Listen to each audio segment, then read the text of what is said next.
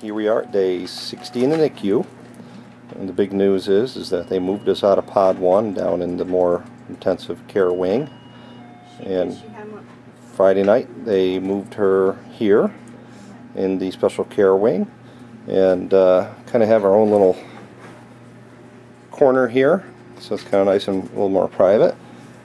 And then we even have our own Christmas tree over here, which they don't have down in the other pods. So we're moving up in the world, and she's becoming a big girl, but she's been off the CPAP now for, I don't know, 5 or 6 days, and she's wearing a purple hat there that her primary nurse's mother-in-law made for her.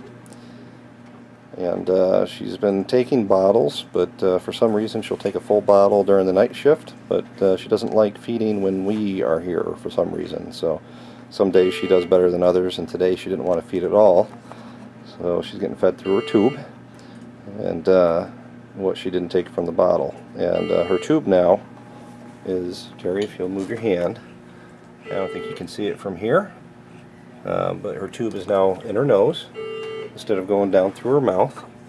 And you can see she didn't want to feed from the bottle, but she's sucking on that binky, so we don't know what happened today. So we're going to try a little kangaroo time, because we haven't done that in probably 4 or 5 days. But she's doing great, so she's on her way to getting home, hopefully in 20 to 30 days, hopefully sometime after Christmas. But she has to master this bottle feeding thing. That's probably the big hurdle that is her next big test, to get that tube out of her nose. So that's why we're very anxious for her to get going on these bottles, to get that tube out and work on the other things she has to come home. So anyway, that's the update. She is over 3 pounds now, and probably another few days with solid weight gain, and we'll be able to take her out of this little plastic box and put her in another sort of open air crib.